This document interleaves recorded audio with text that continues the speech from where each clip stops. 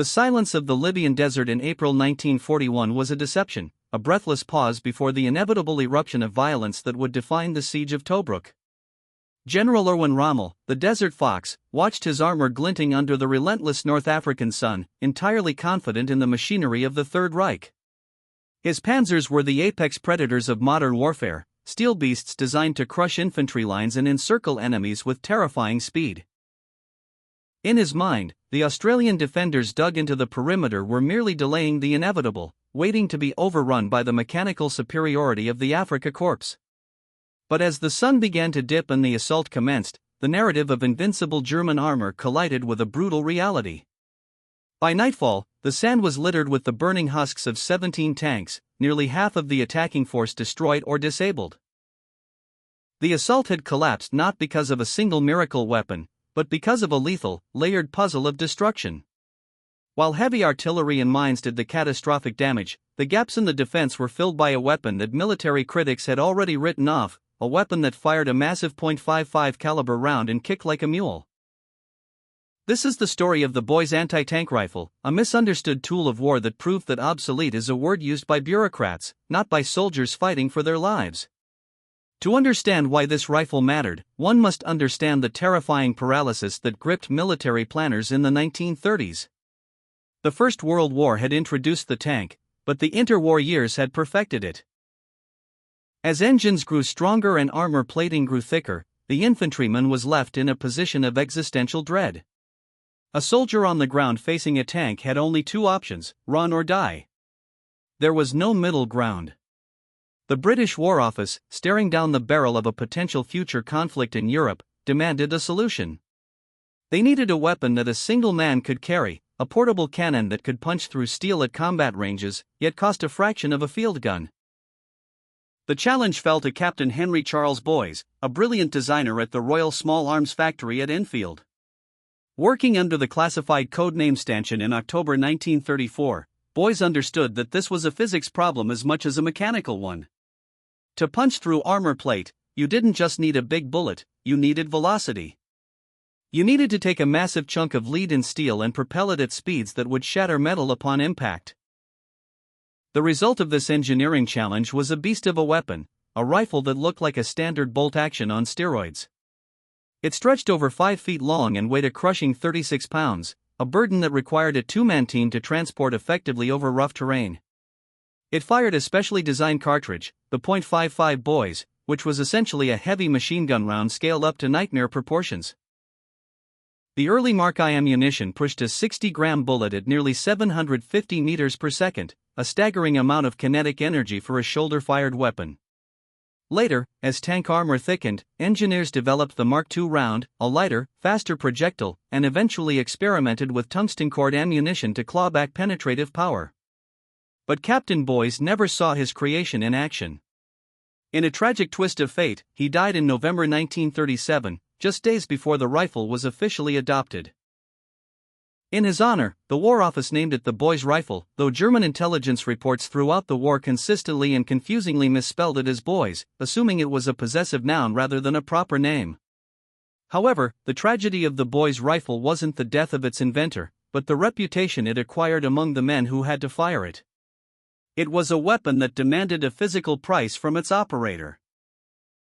Despite a prominent muzzle brake designed to vent gas and a thick, padded shoulder rest, the recoil was punishing. Australian troops, with their characteristic dark humor, nicknamed it Charlie the Bastard. Firing the weapon felt like being kicked in the shoulder by a horse. It caused neck strains, deep bruising, and in some documented cases, the sheer violence of the recoil was enough to detach a shooter's retina. The muzzle blast was equally ferocious, kicking up massive clouds of dust that instantly revealed the sniper's position to every enemy tank within a mile. It was a weapon that required courage just to pull the trigger, leading to the grim joke among the infantry that anyone firing the double nickel should automatically qualify for the Victoria Cross. By the time the war truly ignited in North Africa, the critics were already sharpening their knives. On paper, the Boys Rifle was obsolete. Against the frontal armor of the Panzer III and Panzer IV variants arriving with Rommel in 1941, the rifle was genuinely ineffective. The math simply didn't work. 50 mm of hardened German steel would laugh at the 23 mm of penetration the boys could offer at 100 yards. British soldiers discovered this with heartbreaking clarity during the fall of France, where rounds were seen bouncing off the hulls of advancing tanks, knocking off nothing but paint. But this assessment of obsolescence suffered from a fatal flaw in logic. It assumed that a battlefield is populated exclusively by heavy tanks. It ignored the reality that an army is a complex organism, reliant on a vast train of soft-skinned vehicles, light armor, and logistics. This is where the boy's rifle found its second life in the burning sands of the western desert. The Afrika Korps was not a monolith of heavy German steel. Rommel fought alongside Italian allies, and the Italian armored divisions were equipped with vehicles that belonged to a previous generation. The L3/33 and L3/35 tankettes, which made up a significant portion of the Axis armor, were little more than machine gun carriers with armor ranging between 6 and 14 mm.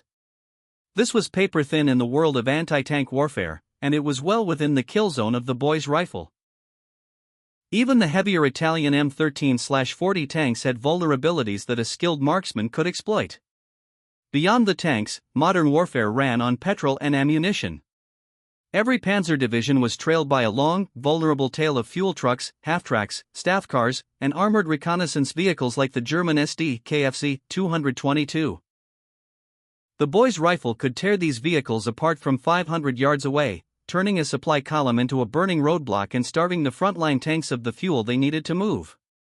The weapon proved its worth before the Desert Campaign even fully materialized. In the frozen forests of Norway in April 1940, Platoon Sergeant Major John Shepherd of the Leicestershire Regiment found himself facing German armor at the village of Tretton. He didn't have heavy artillery. He didn't have air support.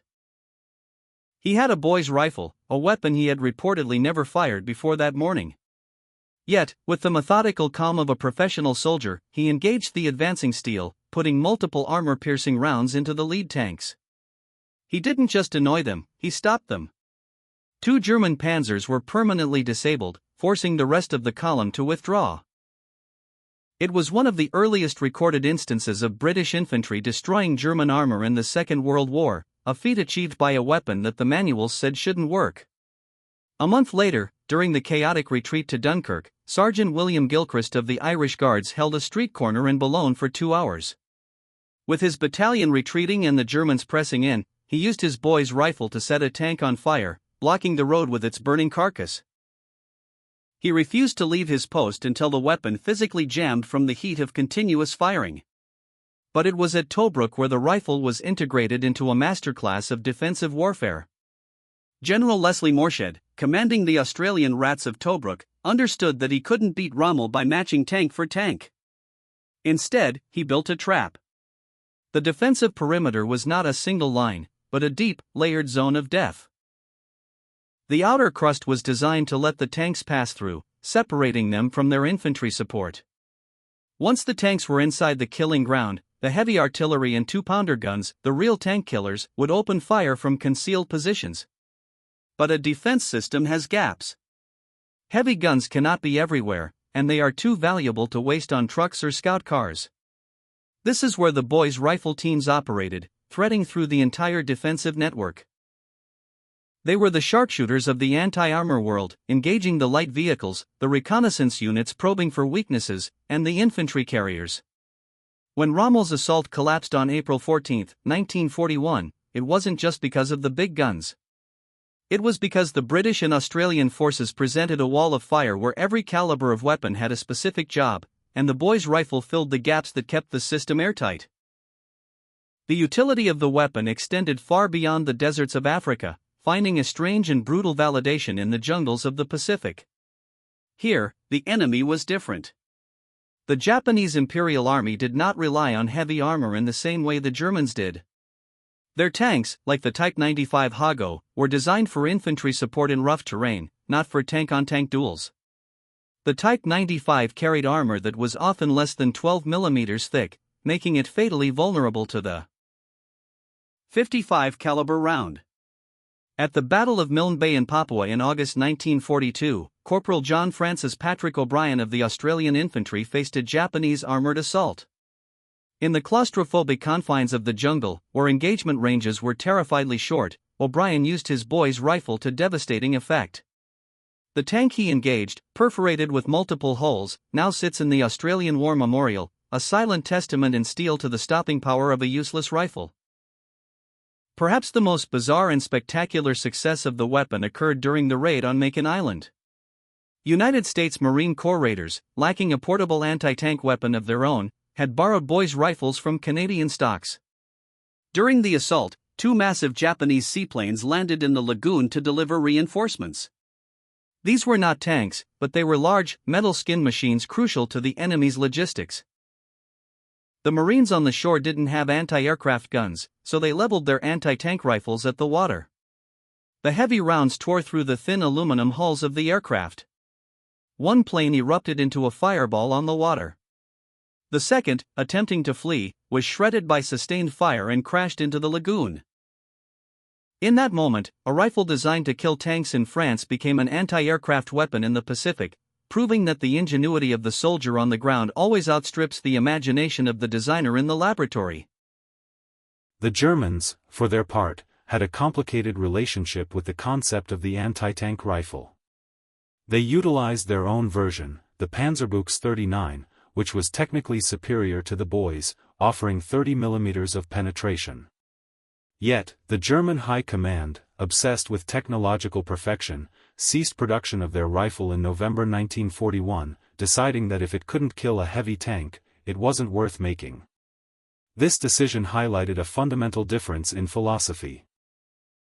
The Germans sought the perfect weapon, the British sought a useful one. While the Germans discarded their anti-tank rifles, the British kept the boys in service until 1943, producing over 62,000 units.